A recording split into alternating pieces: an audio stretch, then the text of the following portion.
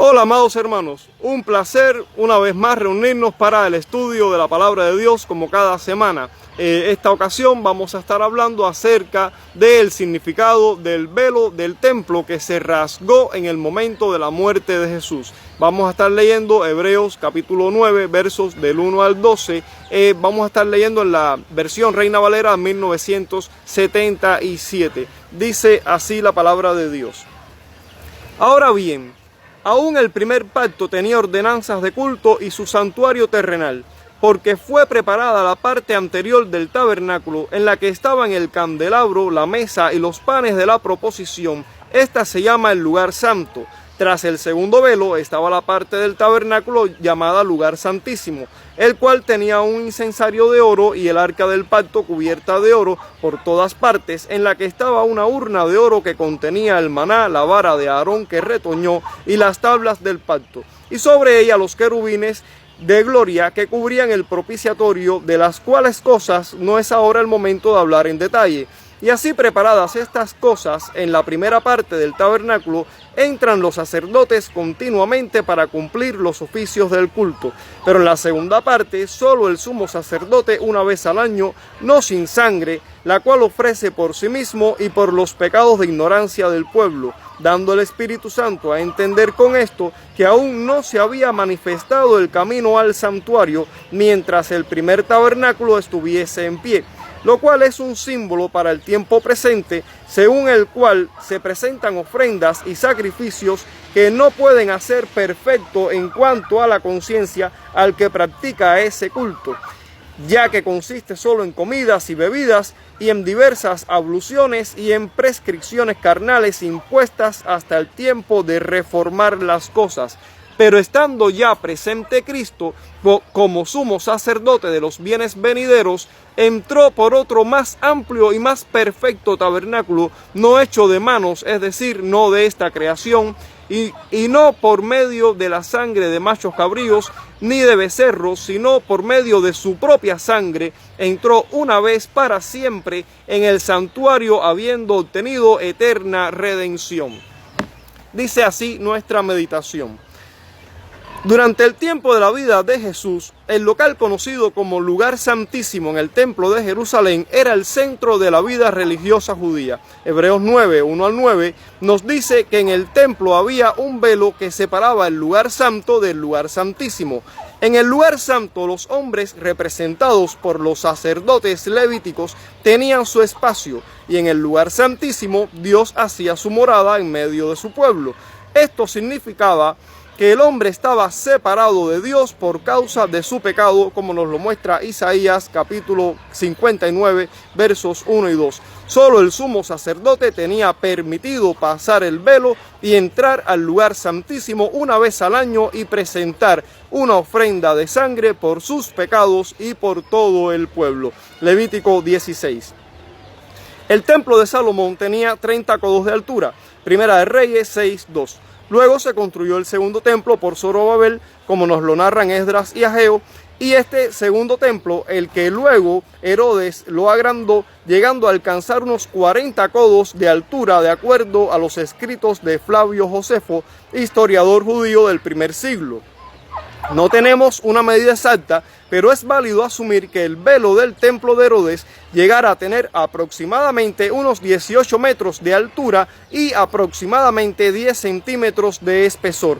Según Flavio Josefo, ni siquiera 2 caballos alando en direcciones opuestas podrían rasgar ese formidable velo. El tamaño y el grueso de ese velo hacen aún mucho más trascendentales los eventos ocurridos al momento de la muerte de Jesús en la cruz. Dice la Biblia: mas Jesús, habiendo otra vez clamado a gran voz, entregó el Espíritu, y he aquí el velo del templo se rasgó en dos de arriba abajo. Mateo 27, 50, 51. ¿Qué significado tiene este velo rasgado? Ante todo, el hecho de que el velo se haya rasgado al momento de la muerte de Jesús indica que su sacrificio, el derramamiento de su propia sangre, fue una expiación suficiente por los pecados de su pueblo para siempre. En segundo lugar, significa que que el paso o camino al lugar santísimo fue abierto tanto para los judíos como para los gentiles, para todos los que por la fe y la gracia de Dios recibamos el don de la vida, la salvación de Dios. Cuando Jesús murió, el velo se rasgó en dos y Dios se retiró de ese lugar para nunca más volver a morar en un templo hecho por manos humanas. Hechos 17, 24. Dios terminó con ese templo, su adoración y su sistema religioso. Y para dejar constancia, hizo que los romanos lo destruyeran en el año 70, tal y como lo profetizó Jesús allí en Mateo 24, Lucas 13. En tanto el templo permaneció, indicaba la continuación del antiguo pacto. Hebreos 9, 8 y 9 se refiere a la era que estaba por desaparecer mientras el nuevo pacto estaba siendo establecido. Hebreos 8, 13. En un sentido, el velo era un símbolo de Cristo mismo, como el único camino hacia el Padre. Juan 14, 6. Esto está simbolizado en el hecho de que el sumo sacerdote tenía que entrar en el lugar santísimo a través del velo. Ahora Cristo es nuestro sumo sacerdote y nosotros, como creyentes en su obra terminada, tomamos parte de su mejor sacerdocio. Nosotros podemos ahora entrar en el lugar santísimo por él. Hebreos 10, 19 y 20 dice que podemos entrar confiadamente, teniendo libertad para entrar al lugar santísimo por la sangre de Jesucristo, por el camino nuevo y vivo que Él nos abrió a través del velo, esto es, de su carne. Aquí vemos la imagen de la carne de Jesús siendo rasgada por nosotros, y así como Dios rasgó el velo para nosotros. La rotura del velo de arriba a abajo es un hecho histórico. El profundo significado de este evento es explicado en detalles en el texto de la carta a los Hebreos. Estas cosas eran sombras de las cosas por venir, las cuales eran una guía que nos mostraba y llevaba a Jesucristo. Él era el velo hacia el lugar santísimo y a través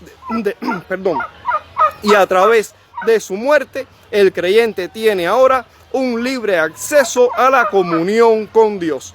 El velo en el templo era un recordatorio constante de que el pecado mantiene a los hombres apartados de la presencia de un Dios santo.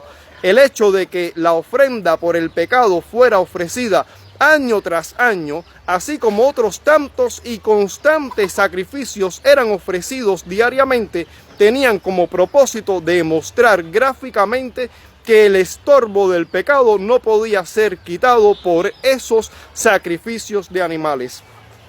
Jesucristo, a través de su muerte, quitó las barreras entre Dios y los hombres.